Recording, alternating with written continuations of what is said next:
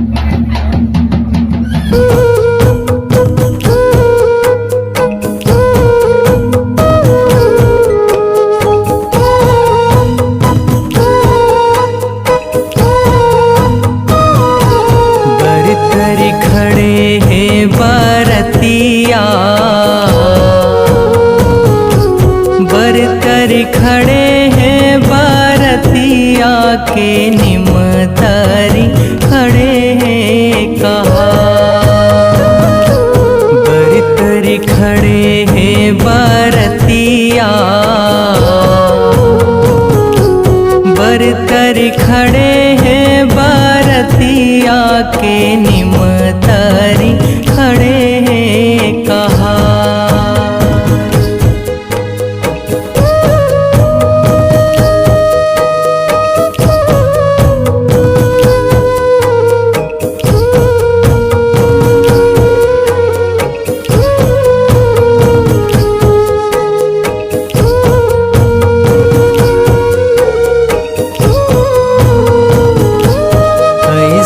सैयानेर मोहिया,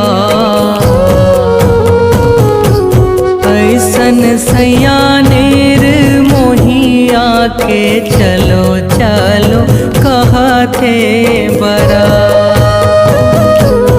ऐसन सैयानेर मोहिया,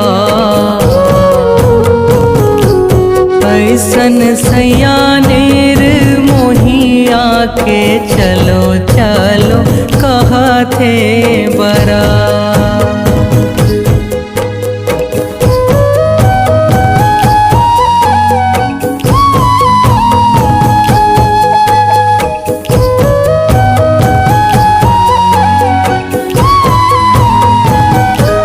दाई मोर रोवा थे महल माँ, दाई मोर रोवा थे महल माँ के दादा मोर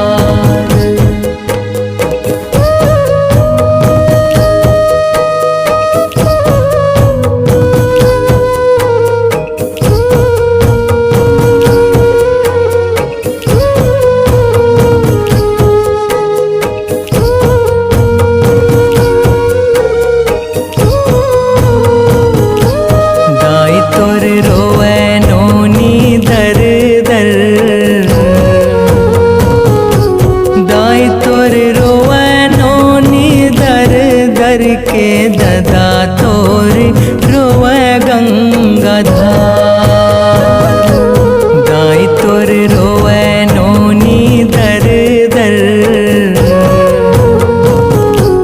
दाई तोर रोवे नोनी दर दर के ददा तोर रोवे गंगाधार।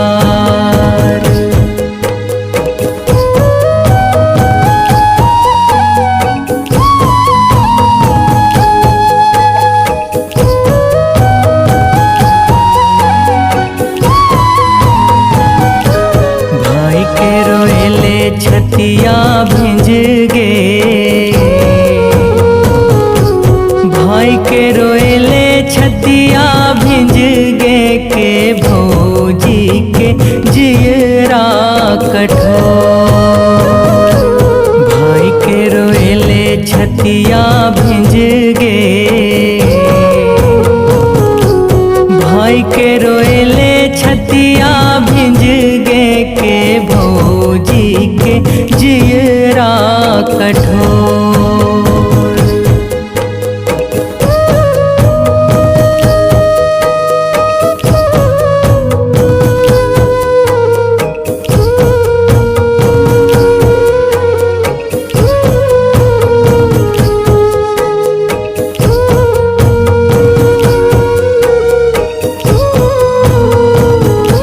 मामी के रोएले अचरा भिंज गे,